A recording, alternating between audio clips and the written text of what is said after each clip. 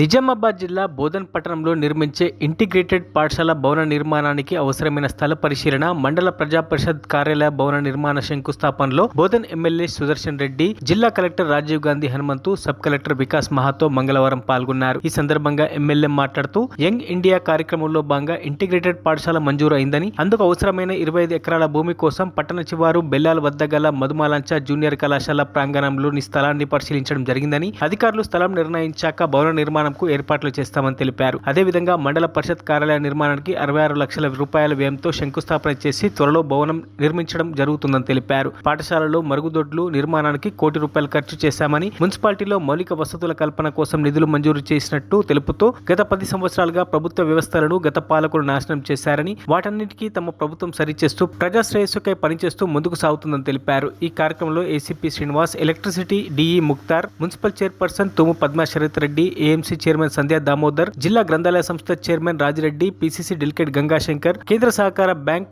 Director Sharath, ప్రముఖులు Nageswararao, Srinu, councillor Sharath Reddy, Damu, ప్రభుత్వ అధికారులు, ప్రముఖ నాయకులు, ప్రభుత్వ సిబ్బంది తదితరులు పాల్గొనడం జరిగింది.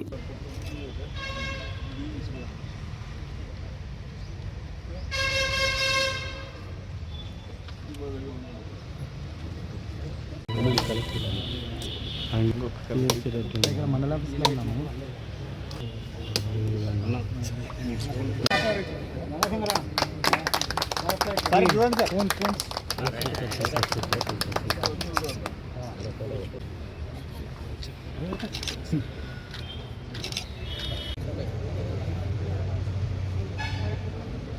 ఈరోజు తను 66 లక్షలతో మన నూతన భవనం నిర్మాణానికి ఈరోజు శిలాఫలకం వేయడం జరిగింది. కాబట్టి వారికి మనం బోధన్ మండల ప్రజల తరఫున ప్రత్యేకంగా ధన్యవాదాలు తెలియజేస్తున్నాము. మీ అందరి ఆవేదన మేరకు కనీసం మా సర్పంచుల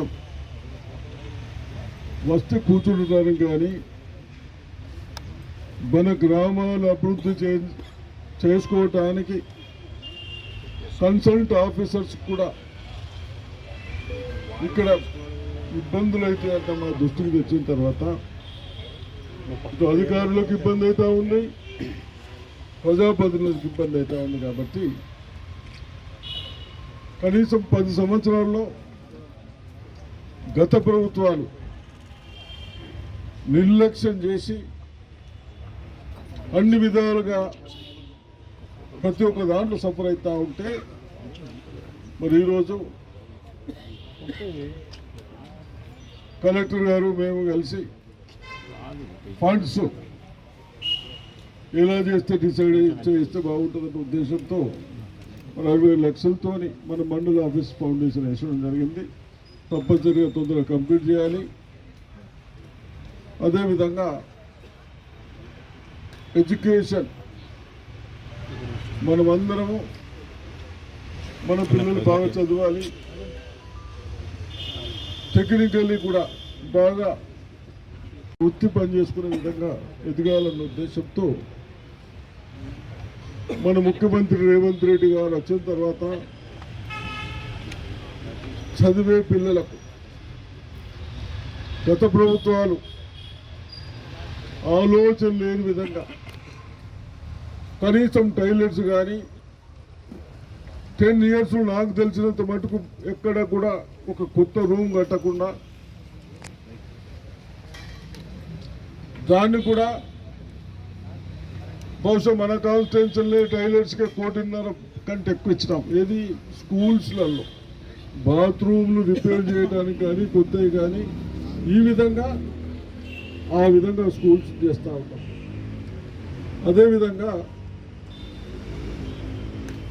మనకొకటి యంగ్ ఇండియా పేరు మీద ఆల్ సెక్షన్స్ ఒక దగ్గర ఉండాలి, అన్ని కాస్ట్లు ఒక దగ్గర ఉండాలన్న ఉద్దేశంతో మొన్ననే మన ముఖ్యమంత్రి గారు మన బోధన కాన్స్టిట్యూన్సీకి కూడా ఒక స్కూల్ శాంక్షన్ చేసడం జరిగింది. ఆ స్కూల్కు 25 acres 25 ఎకరాల ల్యాండ్ కావాలి అని మరి దాన్ని కూడా ఇప్పుడు కలెక్టర్ గారు, సబ్ కలెక్టర్ గారు అందరం ల్యాండ్ చూసాం. మధుబలంచ, ఓల్డ్ మధుబలంచ ఉండే అక్కడ కాలేజీలో చదివిన వాళ్ళు అంత గొప్ప గొప్ప వాళ్ళు అయింది కాబట్టి మన పిల్లలు కూడా ఆ ప్రాంతంలో చదివి మంచి గొప్పోళ్ళు కావాలని ఆ ప్లేస్ సెలక్షన్ చేస్తారు. మున్సిపాలిటీ ఏమో అని చూస్తూ ఉంటే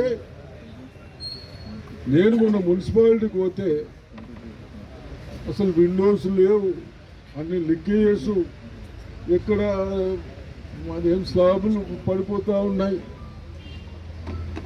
అది కూడా చూసిన తర్వాత మున్సిపల్ బిల్డింగ్ కూడా కొత్తగా లేకుండా నడిచే విధంగా లేదు కాబట్టి తప్పనిసరిగా మున్సిపాలిటీకి కూడా ఒక 4 కోట్లు ఎస్టిమేషన్ అయితే ఉన్నదన్నారు. తప్పనిసరిగా దాన్ని కూడా శాంక్షన్ చేయించి కన్సల్ట్ అధికారులు కూర్చోడానికి మన కొరకు పని చేసే వాళ్ళు అధికారులు కనీస సౌకర్యాలు కూడా లేకుండా చేశారు. కాబట్టి ఏమో చేతులు నవ్వుస్తూ కాబట్టి మన హాస్పిటల్కు మీ అందరి ఆలోచన మేరకు ఒక నర్సింగ్ వస్తే బాగుంటుందని నర్సింగ్ కాలేజ్ ఇచ్చాం. పాపం మనల్ని చూస్తూ ఉంటే ఉన్న దాంట్లోనే పాపం చదువుడు అన్నీ ఉండుడల్లనే ఆ బాధ చూడలేకనేమన్నా పోయినప్పుడు వాళ్ళకు కూడా బహుశా అకామిడేషన్ కూడా ఇప్పుడు చేశాం. తర్వాత అక్కడికి వెళ్తూ ఉన్నాం కాబట్టి ఒకటి అన్ని చేస్తూ ఉన్నాం. మరిన్ని అప్డేట్స్ కోసం మా ఛానల్ని సబ్స్క్రైబ్ చేయండి.